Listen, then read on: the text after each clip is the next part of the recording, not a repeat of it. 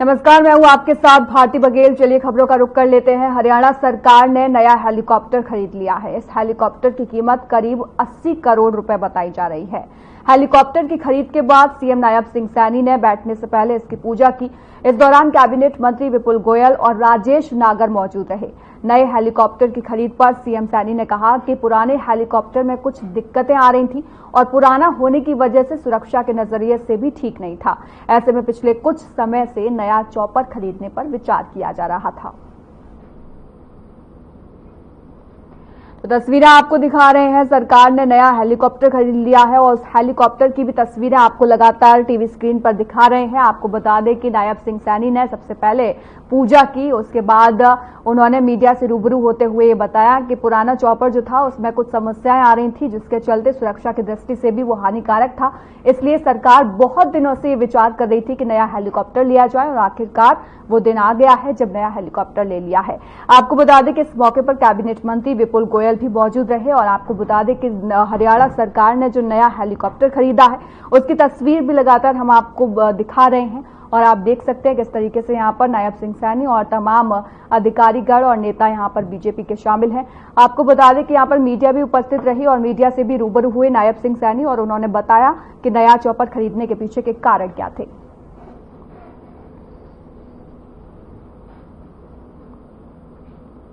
Forest विभाग की बैठक के बाद कैबिनेट मंत्री राव नरबीर का बयान सामने आया है। बैठक में फैसला लिया गया है कि अब हरियाणा में करोड़ों की संख्या में पेड़ न लगाकर लाखों की संख्या में लगाए जाए। दिनों से पहले लेनी चाहिए थी, कई दिनों के बाद ली गई क्योंकि फॉरेस्ट डिपार्टमेंट की आज मीटिंग है और आज पर्यावरण की भी मीटिंग आज ही लूंगा इसके बाद, क्योंकि पर्यावरण का थोड़ा सा हालात ठीक नहीं थे हमारे। तो जब जब मीटिंग का टाइम रखा तब तक सुप्रीम कोर्ट से उनका बुलावा आता गया, तो पहले कोर्ट में हाजिर लगाई। तो आज दोनों डिपार्टमेंट की मीटिंग है। जो भी आगे हमने फॉरेस्ट के बारे में करना है, कितना ग्रीन हरियाणा बनाना है, कुछ एरिया बढ़ाना है, कितने पेड़ लगाने, महकमा कैसे चलाना है, एनओसी कैसे देनी है, इन सब के बारे में विस्तार से चर्चा की और वक्त अनुसार इनकी मीटिंग करते रहेंगे। जो जो डिपार्टमेंट में अच्छे काम है, जनता के हित के काम है, हरियाणा में हरियाली ज़्यादा बढ़े, उसके लिए सारे प्रोग्राम बनाए हैं और आहिस्ता आहिस्ता आपको धरातल पर दिखाई देंगे। तो अभी कितने पेड़ हैं और जो पिछले सालों में लगाए गए? नहीं, पिछले सालों में जो लगाए गए, मैंने अब ये कहा है कि हरियाणा में करोड़ों में पेड़ नहीं लगाए जाएंगे। देखिए, वो पुराना जो हेलीकॉप्टर है 15 साल पुराना हो गया था, तो डिपार्टमेंट के काफ़ी दिन से रिकमेंडेशन था कि इसे चेंज कर लिया जाए। तो पीछे कई महीने पहले इसका ऑर्डर दिया हुआ था, अब इसकी डिलीवरी मिली है, तो आज से इसका विधिवत इसकी जो है शुरुआत की गई है और नया हेलीकॉप्टर आज आपके सामने हरियाणा सरकार का है। आपने देखेंगे टोटल कितना खर्च सर इस पर हुआ है? ये तो देखना पड़ेगा। डिफरेंस पुराना हेलीकॉप्टर भी सेल होगा और इसका क्या कितना डिफरेंस होगा एक बार देखकर हम लोग एक बार बता देंगे से कि क्या वो होगा। लेकिन एक ये बहुत ज़्यादा ज़रूरत थी क्योंकि वो 15 साल पुराना हो गया था, तो रेगुलर रिकमेंडेशन 1 साल से चल रही थी कि इसे चेंज किया जाए। देखिए, निगम के चुनावों में किसी जगह पर नगर निगम में, किसी नगर पालिका में कोई कोर्ट केस है, कहीं अभी जो नया BCB BCA का बाइफरकेशन किया गया, उसके तहत भी नई संरचना करके जल्दी ही चुनाव कराने का काम किया जाएगा। 35 निगमों का और कमेटियों का चुनाव अभी पेंडिंग है। हरियाणा के मुख्यमंत्री नायब सिंह सैनी ने जिला जिंद के DAV सेंटेनरी पब्लिक स्कूल में प्रधानमंत्री नरेंद्र मोदी के कार्यक्रम मन की बात का 116वां एपिसोड सुना। मन की बात कार्यक्रम को समाज के लिए प्रेरणादायक बताते हुए मुख्यमंत्री ने कहा कि इस मंच के जरिए प्रधानमंत्री विभिन्न सामाजिक मुद्दों पर जागरूकता फैलाने के साथ समाज में सकारात्मक बदलाव लाने वाले लोगों को सामने लाते हैं। एक पेड़ मां के नाम जैसे अभियानों का उदाहरण देते हुए उन्होंने कहा कि यह पहल पर्यावरण संरक्षण के प्रति जन जन को प्रेरित करती है।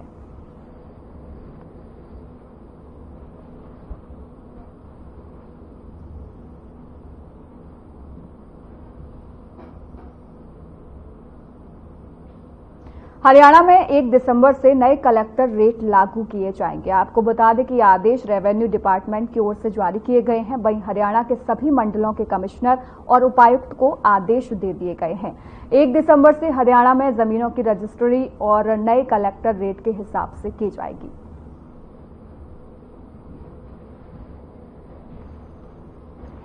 तो आपको बता दें कि 1 दिसंबर से नए नियम लागू किए जाएंगे और यह आदेश जो है वो हरियाणा सरकार की तरफ से और रेवेन्यू डिपार्टमेंट जो है उसकी तरफ से आदेश जारी किया गया है कि 1 दिसंबर से जो नई चीजें हैं वो लागू की जाएंगी इस क्षेत्र में और इसके साथ ही साथ तमाम तरीके के बदलाव जो हैं वो भी 1 दिसंबर से यहां पर देखने को नजर आएंगे। तो आपको बता दें कि हरियाणा में नए कलेक्टर रेट जो है वो लागू किए जाएंगे और ये लागू करने की तिथि जो दी गई है वो 1 दिसंबर दी गई है। 1 दिसंबर से ये लागू किए जाएंगे और इसके साथ ही साथ आपको बता दें कि ये अहम फैसला जो है वो रेवेन्यू डिपार्टमेंट की ओर से लिया गया है, उसकी तरफ से आदेश जारी करके ये सूचना दी गई है। तो 1 दिसंबर से नए नियम लागू होंगे और साथ ही साथ नए रेट जो है कलेक्टर रेट वो लागू किए जाएंगे। इसके साथ ही आपको बता दें कि हरियाणा में एक नई स्थिति जो है वो देखने को मिलेगी और साथ ही साथ कलेक्टर रेट में एक नए बदलाव जो है वो लागू होंगे और ये बदलाव जो है वो 1 दिसंबर से लागू होते दिखाई देंगे। हरियाणा के यमुनानगर पहुंचे शहीद ऊधम सिंह के पोते सरदार हरदयाल सिंह ने कहा कि अभी तक शहीदों को शहीद का दर्जा नहीं दिया गया है, उन्हें आतंकवादी समझा जाता है। उन्होंने प्रधानमंत्री नरेंद्र मोदी से मांग की है कि शहीदों को शहीद का दर्जा देकर उन्हें भारत रत्न दिया जाए। सरदार हरदयाल सिंह ने कहा है कि राजनीतिक दल शहीदों के परिजनों को राजनीति में नहीं आने देना चाहते हैं। उन्होंने कहा कि उनके परिवार शहीदों की सोच और उनके कार्यों को घर घर तक ले जाएगा और उनके सपनों को पूरा करने का प्रयास करेगा। उन्होंने शहीद ऊधम सिंह का स्टैच्यू नई पार्लियामेंट में स्थापित किए जाने और शहीद ऊधम सिंह एवं अन्य शहीदों को शहीद का दर्जा दिए जाने की मांग की है। तो यमुनानगर पहुंचे थे शहीद ऊधम सिंह के पोते। आपको बता दें कि शहीदों को शहीद का दर्जा देने की मांग जो है वो उनकी तरफ से की गई है और इसके साथ ही साथ उन्होंने कहा है कि इसके लिए जो लड़ाई लड़नी पड़ेगी वो लड़ाई हम हर एक कीमत पर लड़ते हुए नजर आएंगे। उन्होंने कहा कि शहीदों को सिर्फ शहीद का ओहदा ही नहीं दिया जाए बल्कि उन्हें भारत रत्न से भी सम्मानित किया जाए। तो तमाम मांगे उनकी हैं और इसके साथ ही साथ तस्वीरें आपको यमुनानगर से दिखा रहे हैं जहां पर एक आंदोलन वो चला रहे हैं और देखिए किस तरीके से वो इसका ऐलान भी कर चुके हैं और उन्होंने साफ तौर पर कहा है कि जो शहीद है उनको शहीदों का दर्जा मिलना चाहिए और इसके साथ ही साथ भारत रत्न से भी उनको सम्मानित करना चाहिए। और इसके अलावा उन्होंने ये आरोप भी लगाया कि जो शहीदों का परिवार है उनको राजनीति में नहीं आने दिया जा रहा है। जो शहीद ऊधम सिंह की आखिरी निशानी जिंदा बची थी, उनकी चचेरी बहन आशकोरी जिंदा बची थी। शहीद ऊधम सिंह जब यतीम खाने से पहली बार सुनाम आए तो अपनी वो जिंदा बची बहन से मिले थे आशकोर से, तो उनकी आखिरी निशानी चचेरी बहन ही जिंदा बची थी जिसकी आगे हमारी चौथी पीढ़ी के हम वारिस हैं। और ऊधम सिंह जब भी आते थे अपनी बहन से मिलते थे, पुरानी बातें, परिवार कैसे बिछड़ा, कैसे एक दूसरे से बिछड़े उसको याद करते थे। और एक दो सच्ची घटना ये है कि आशकोर ने ऊधम सिंह को बोला कि मैं तेरी शादी कर देती हूँ, तो ऊधम सिंह बोला नहीं मेरी तो शादी हो गई है, मेरी तो मौत से शादी होगी। और अपनी बहन को बोले कि मैं एक बहुत बड़ा काम करूँगा जो पूरी दुनिया देखेगी। देखो, शहीदों के लिए जो राजनीति है वो अलग है, शहीदों के लिए कोई राजनीति है। सारे संगठन हैं जो शहीदों का सत्कार करते हैं समय समय पे। जैसे 1974 में ऊधम सिंह की अस्थियाँ आई, उस समय पंजाब सरकार थी। उसके बाद सेंट्रल सरकार में जो बीजेपी की सरकार है उसमें भी जलियांवाले बाग की जो 100 साल शताब्दी मनाएगी, तो सरकारें सम्मान तो करती है पर इन शहीदों को जो दर्जा है अभी तक वो नहीं मिला। जो उनको हमारे भारत रत्न का जो दर्जा या भारत रत्न मिलना चाहिए वो सभी सरकारें टाल मटोल कर रही है और शहीदों का अभी तक किसी भी शहीद को दर्जा नहीं दिया। ये हमारी ओर से, चाहे कोई भी सरकार है, ये हमारी ओर से बहुत नमोशी है कि अभी इनको शहीदी का दर्जा नहीं मिला इन शहीदों को। इसमें सर जब देश आजाद हुआ था तो उस समय चाहे भगत सिंह थे, ऊधम सिंह थे।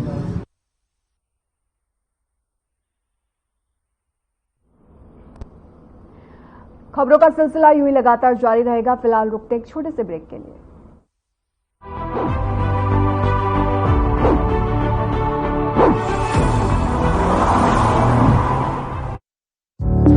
Through constant innovation, the group provides its clients with value-added, environment-friendly products. We are committed to provide quality products and services at optimum cost with the continuous improvement in the quality management system. Producing high-value paper, making us India's largest producer of branded papers, fine papers and packaging broad segments. Focused on customers in all our operations. Hence, extensive investments are made towards people and people practices. KRPL world's leading eco-friendly paper from agro residue.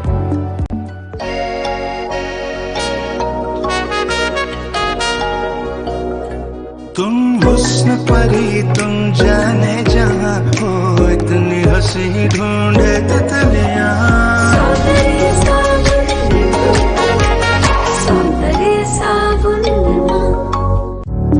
Through constant innovation, the group provides its clients with value-added, environment-friendly products.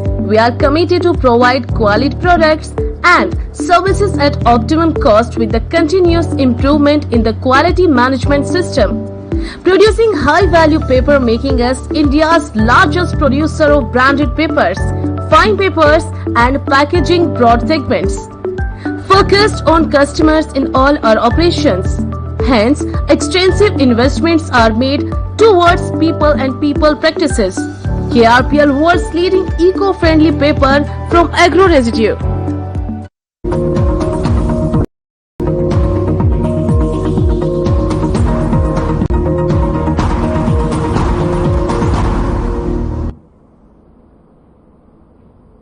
Break के बाद एक बार फिर से आपका स्वागत है। बढ़ते हैं अगली खबर की ओर। 19 नवंबर 2001 में जम्मू कश्मीर के कुपवाड़ा जिले में 3 पाकिस्तानी आतंकवादियों को मारकर गिराने वाले रतिया के पहले शहीद देवेंद्र सिंह का शहीदी समारोह है।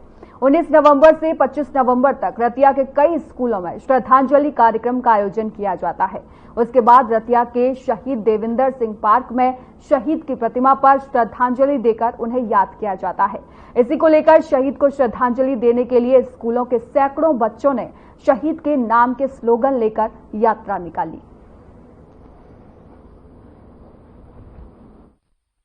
ਅੱਜ ਦਾ ਪ੍ਰੋਗਰਾਮ ਸ਼ਹੀਦ ਦਵਿੰਦਰ ਸਿੰਘ ਜੋ ਆਪਣੇ ਜੰਮੂ ਕਸ਼ਮੀਰ ਦੇ ਵਿੱਚ ਅੱਤਵਾਦੀਆਂ ਨਾਲ ਲੜਦੇ ਹੋਏ ਸ਼ਹੀਦ ਹੋਏ ਸੀ। ਉਹ ਪ੍ਰਥਮ ਸ਼ਹੀਦ ਹੈ ਰਤੀਏ ਦਾ, ਉਹਦੀ ਯਾਦ ਦੇ ਵਿੱਚ ਉਹਦੀ ਸ਼ਹੀਦੀ ਦਿਹਾੜਾ ਮਨਾਇਆ ਜਾ ਰਿਹਾ ਤੇ ਰਤੀਏ ਦੀ ਸੰਗਤ ਵੱਲੋਂ ਰੈਲੀ ਵਗੈਰਾ ਵੀ ਕੱਢੀ ਜਾ ਰਹੀ ਹੈ। ਹਾਂਜੀ, ਬੱਚਿਆਂ ਵੱਲੇ ਸਕੂਲ ਦੇ ਬੱਚੇ ਕਾਫੀ ਉਤਸ਼ਾਹ ਨੇ। ਉਹ ਕਾਫੀ ਸਕੂਲਾਂ ਦੇ ਵਿੱਚ ਕਈ ਰੋਜ਼ਾਂ ਤੋਂ ਕਈ ਦਿਨਾਂ ਤੋਂ ਲਗਾਤਾਰ ਪ੍ਰੋਗਰਾਮ ਚੱਲ ਰਿਹਾ ਸੀ। ਅੱਜ ਇੱਕ ਸ਼ਹਿਰ ਦੇ ਵਿੱਚ ਚੇਤਨਾ ਰੈਲੀ ਦੇ ਤੌਰ ਤੇ ਨਿਕਾਲੀ ਜਾ ਰਹੀ ਹੈ। ਸ਼ਹੀਦੀ ਜੋੜ ਮੇਲਾ ਸ਼ਹੀਦ ਦਵਿੰਦਰ ਸਿੰਘ ਜੀ ਰਤੀਆ ਦੇ ਸ਼ਹੀਦ, ਰਤੀਆ ਦੇ ਪਹਿਲੇ ਸ਼ਹੀਦ ਦੀ ਯਾਦ ਦੇ ਵਿੱਚ ਇਸ ਪ੍ਰਾਂਗਣ ਦੇ ਵਿੱਚ ਇੱਕ ਸ਼ਹੀਦੀ ਮੇਲਾ ਮਨਾਇਆ ਜਾ ਰਿਹਾ ਹੈ। ਇਹ ਪਖਵਾੜਾ 19 ਤਰੀਕ ਤੋਂ ਚੱਲਿਆ ਹੋਇਆ। ਵੱਖ-ਵੱਖ ਸਕੂਲਾਂ ਦੇ ਵਿੱਚ ਨਸ਼ਾ ਹਟਾਓ ਤੇ ਨਸ਼ੇ ਤੋਂ ਬਚਾਓ ਵਾਲੀ ਮੁਹਿੰਮ ਤੇ ਪਰਿਆਵਰਣ ਬਚਾਓ ਜ਼ਿੰਦਗੀ ਬਚਾਓ ਦੇ ਮੁਹਿੰਮ ਦੇ ਤਹਿਤ ਵੱਖ-ਵੱਖ ਸਕੂਲਾਂ ਦੇ ਵਿੱਚ ਹਰ ਰੋਜ਼ ਇੱਕ ਪ੍ਰੋਗਰਾਮ ਹੁੰਦਾ ਆਇਆ ਹੈ। बड़ा मान महसूस होंदा जी, उन्होंने देश वास्ते अपनी जान दी है, उन्होंने याद किया जा रहा है। बहुत चंगी गल। हर साल प्रोग्राम बनाया जा रहा है जी, और किस देश जाऊंगा यही है जिवें उन्होंने अपने देश वास्ते जान दी है। कोई भी चंगा काम करते बच्चे पढ़ के कोई भी मतलब देश वास्ते कोई इंजीनियर बनता है, कोई साइंटिस्ट बनता है कि देश का नाम रोशन करो, देश वास्ते काम करो। लगातार ये 23वां शहीदी समागम मनाया जा रहा है, जिथे असी लगभग ਸਾਰੇ ਸਕੂਲਾਂ ਦੇ ਵਿੱਚ ਇੱਕ ਪੂਰਾ ਸਪਤਾਹ ਮਨਾਉਂਦੇ ਆ। ਹਰ ਸਾਲ ਹਜ਼ਾਰਾਂ ਬੱਚਿਆਂ ਨੂੰ ਅਸੀਂ ਪ੍ਰੇਰਨਾ ਦਿੰਦੇ ਆ। ਮਤਲਬ ਤੇ ਸੱਜਣ ਵੀ ਆਉਂਦੇ ਨੇ ਜਿਹੜੇ ਲਗਾਤਾਰ ਸਾਡੇ ਸ਼ਰਧਾਂਜਲੀ ਸਮਾਰੋਹ ਦੇ ਵਿੱਚ ਆਉਂਦੇ ਨੇ। ਅਸੀਂ ਪੂਰੇ ਸ਼ਹਿਰ ਨੂੰ ਵੀ ਬੇਨਤੀ ਕਰਦੇ ਆ ਵੀ ਆਪਾਂ ਮਿਲ ਕੇ ਇਹਨੂੰ ਬੜਾ ਵੱਡੇ ਤੌਰ ਦੇ ਉੱਤੇ ਮਨਾਇਆ ਜਾਵੇ ਤੇ ਆਉਣ ਵਾਲੇ ਸਮੇਂ ਦੇ ਵਿੱਚ ਕੋਈ ਵੱਡਾ ਪ੍ਰੋਗਰਾਮ ਵੀ ਜਿਵੇਂ ਕੋਈ ਕਬੱਡੀ ਟੂਰਨਾਮੈਂਟ ਹੈ ਜਾਂ ਕੋਈ ਹੋਰ खूनदान कैंप वगैरह। बारडा में दीनबंधु चौधरी छोटूराम की 143वीं जयंती चौधरी छोटूराम किसान भवन में खंड के विभिन्न संगठनों द्वारा मनाई गई। इस पर संबोधित करते हुए भाकियू जिला प्रधान हरपाल भांडवा ने कहा कि चौधरी छोटूराम ने अपनी लगन और अथक प्रयासों से गरीब मजदूर और किसानों के कल्याण हेतु अनेक कदम उठाए। उसी का परिणाम था कि किसानों और मजदूरों को साहूकारों के चंगुल से मुक्ति मिल पाई थी। गरीब किसान सूदखोर महाजनों के चंगुल में पिसता जा रहा था। साहूकार गलत तरीके से रुपए लिख लेते थे और मनमाने तरीके से ब्याज पर ब्याज लगाया जाता था। चौधरी छोटूराम की प्रतिमा को पुष्प अर्पित करते हुए शिक्षा प्रेरक संघ प्रदेशाध्यक्ष विनोद मांडी ने कहा कि चौधरी छोटूराम से आज के युवाओं को प्रेरणा लेनी चाहिए। चौधरी छोटूराम ने किसान, मजदूर, व्यापारी का भला करने के साथ शिक्षा जगत में भी सुधार के लिए संघर्ष किया है। आने के लिए हम भारतीय किसान यूनियन के सभी पदाधिकारीगण इकट्ठे हुए और उनकी जयंती मनाई सर छोटूराम की। छोटूराम एक किसानों के मसीहा थे। उन्होंने किसानों के लिए जितना योगदान दिया, इतना योगदान शायद ही किसी ने दिया होगा। और छोटूराम जैसे हम ये चाहते हैं कि किसानों में जागृति आए।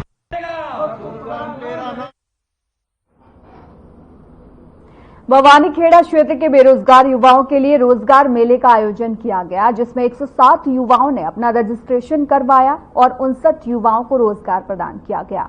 कंपनी मैनेजिंग डायरेक्टर ने बताया कि कंपनी का उद्देश्य है कि जो भी शैक्षणिक और गैर शैक्षणिक युवा हैं, उनके उज्जवल भविष्य के लिए रोजगार प्रदान किया जा सके। इससे पहले भी कंपनी ने अन्य शहरों में रोजगार मेला लगाकर रोजगार दिए हैं। इस अवसर पर 107 युवाओं ने अपना रजिस्ट्रेशन करवाया और जिनमें से 59 युवाओं और 8 युवतियों को रोजगार नियुक्ति पत्र भी सौंपे गए। बेसिकली जो मेला का हमारा पर्पज है, उद्देश्य है कि ग्रामीण क्षेत्रों के अंदर जो है, जैसे कई बच्चे हैं हमारे जो ITI हैं, +2 हैं, 10th हैं, 8th क्लास हैं और दूसरे ग्रेजुएट जो लड़के हैं। देखो, सरकार हर आदमी को तो रोजगार नहीं दे सकती, तो प्राइवेट सेक्टर के अंदर अपार जो है प्रबल संभावनाओं से भरा हुआ है ये। लेकिन हमारे जो देहात के लोगों को उनको पता नहीं है, तो इसी सिलसिले में हमने ये 75वां जो रोजगार मेला आज भवानीखेड़ा के प्रांगण में जो है हमारे साथी हैं, वकील साथी जो हैं, अक्षत साथी बैठे हैं, तो दूसरे और सभी लोगों ने मिलके इसको फलीभूत किया है जो है, ताकि ग्रामीण अंचल से निकली हुई प्रतिभाओं जो है उनको निखारा जा सके और प्राइवेट सेक्टर में विभिन्न कंपनीज में उनको चयनित कराया जा सके। खबर पांडुसर उपखंड से है, जहां DI पाइपलाइन खुर्द बुर्द करने के मामले में कनिष्ठ अभियंता निलंबित प्रकरण में अब नया मोड़ आ गया है। विभाग आरोपी कनिष्ठ अभियंता कृष्ण धारीवाल को दोष मुक्त करने के लिए बार बार उच्च स्तर के अधिकारियों से जांच करवा रहा है। आपको बता दें कि विभाग ने 21 नवंबर को तीसरी बार जांच के लिए उच्च स्तरीय अधिकारियों को भेजा, जबकि पहली और दूसरी बार की जांच में कनिष्ठ अभियंता को पाइपलाइन खुर्द-बुर्द करने का दोषी माना गया है। फिर सवाल उठता है कि दोष प्रमाणित होने पर विभाग तीसरी बार जांच क्यों करवा रहा है। सूत्रों से मिली जानकारी के अनुसार जन स्वास्थ्य अभियांत्रिकी विभाग के उच्च स्तर के अधिकारी चांदी के जूतों के बल पर आपड़ी योजना के अधिकारियों पर दबाव बनाकर आरोपी अभियंता को बचाना चाहते हैं, जो नियमानुसार सही नहीं है। जागरूक लोगों का कहना है कि आरोपी कनिष्ठ अभियंता पर विभाग द्वारा दोष प्रमाणित होने पर मुकदमा दर्ज क्यों नहीं करवाया जा रहा है, जो विभागीय अधिकारियों पर सवालिया निशान भी खड़े करता है।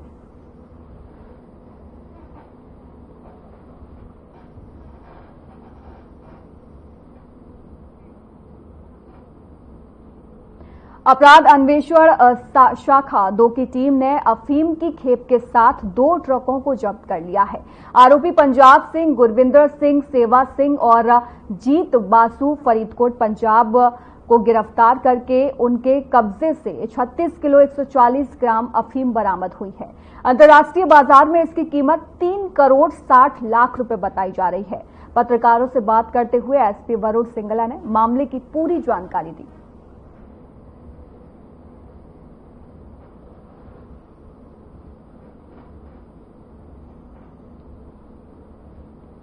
पुलिस अधीक्षक आस्था मोदी के दिए गए निर्देशों पर कार्रवाई करते हुए CIA टोहाना पुलिस ने गांव अकांवाली के पास से कार सवार 2 युवकों को भारी मात्रा में हेरोइन सहित गिरफ्तार करने में कामयाबी हासिल की है।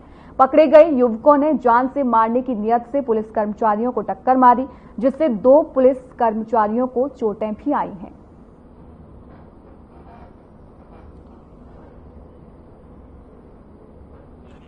कल रात में हमारी चाहिए टोहाना की टीम में गांव अक्कावाली बस स्टैंड के पास थी, तो एक सस्पेक्टेड गाड़ी खड़ी थी वहां पे।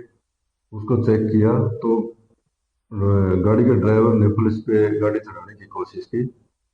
फिर हमारे जो वहाँ टीम के इंचार्ज थे, चाहिए टोहाना टीम के इंचार्ज, उन्होंने उच्च अधिकारी को सूचित करके मौका पे बुलाया और हमारे उच्च अधिकारी आने के बाद गाड़ी की तलाशी ली और उनकी जो 2 लड़के बैठे थे उनकी तलाशी ली। तलाशी के दौरान उनसे 272 ग्राम हेरोइन बरामद हुई है और उनके खिलाफ अभियोग दर्ज करके उनको गिरफ्तार कर लिया है। आज उनको माननीय अदालत में पेश किया जाएगा।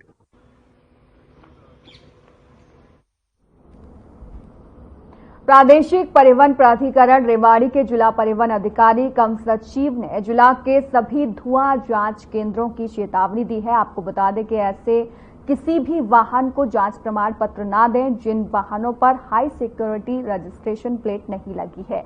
उन्होंने कहा कि यदि कोई ऐसे वाहनों की जांच कर प्रमाण पत्र जारी करेगा तो उसके खिलाफ कार्रवाई की जाएगी और उसके जांच केंद्र का लाइसेंस भी रद्द कर दिया जाएगा। माननीय सुप्रीम कोर्ट के आदेशानुसार ग्रेफ 4 जो है वो लागू हो चुका है। हमारा जो वायु गुणवत्ता का सूचकांक है वो काफी गिर गया है। मतलब वो हमारे शहर और राजधानी दिल्ली का जो क्षेत्र है, कैपिटल रीजन है, उसमें काफी हवा की गुणवत्ता खराब है जिसका स्वास्थ्य पे बहुत बुरा असर पड़ रहा है। तो इसी कड़ी में जो है हमने भी यहाँ पे हमारे यहाँ जो व्हीकल्स को का प्रदूषण का स्तर जो नापते हैं, हमारे प्रदूषण केंद्र जो बने हुए हैं जो कि हमारे जिले में 269 हैं।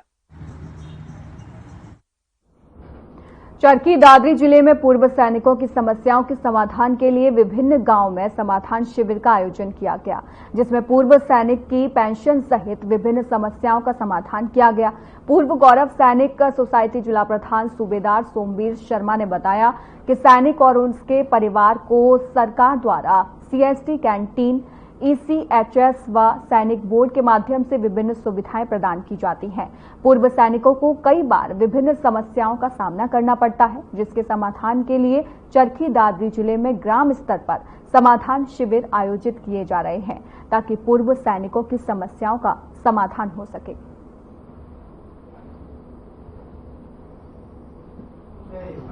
जो हमारे पूर्व सैनिक थे, रिटायर्ड सैनिक है, उनको कई प्रकार की समस्याएं, किसी को पेंशन, किसी विधवा को भी पेंशन की समस्याएं आई हुई थी। उन समस्या का पूरा समाधान यहाँ हो रहा है और पूरा उनका लेखा जोखा कर रहे हैं और जल्दी ही उनका समाधान पूरा करेंगे। और हमारे जैसे किसी प्रकार की कहीं को भी कोई प्रॉब्लम है, सबको दूर किया और सबका समाधान किया है यहाँ करके आकर के। इन पार्टी को बहुत बहुत इसको मैं धन्यवाद देता हूँ, जो कि यहाँ गाँव के अंदर जो पुरुष सैनिक है वे नहीं पहुँच पाते हैं, वहाँ शहर तक या कहीं इतनी दूर जाने में इनको बहुत परेशानी होती है। और यहाँ पर इनको आने में काफ़ी सुविधा हो गई। यहाँ पर काफ़ी एक्स सर्विसमैन आए हुए हैं। हमारी ये जो टीम है, ये सतत मिलाप टीम के नाम से स्टेशन हेडक्वार्टर से डिटेल्स है। हर जिले में एक एक यूनिट को बांटा है। हमारे जितने भी पुरुष सैनिक जो है उनके लिए, वीरांगनाओं के लिए, वीर नारियों के लिए जो भी समस्याएं इनके साथ जुड़ी हैं उनका समाधान होना का निवारण के लिए ये जो टीम है, ये हमारे सूबेदार जैना PK जैना साहब के नेतृत्व में हमारे पास पहुंची है। मैं पूर्व गौरव सैनिक सोसाइटी चरखी दादरी का अध्यक्ष हूं। हमारा आग्रह इनसे हुआ तो उस आग्रह पर इन्होंने हमारे हर रोज 21 नवंबर से 28 नवंबर तक इन्होंने हमको समय दिया है।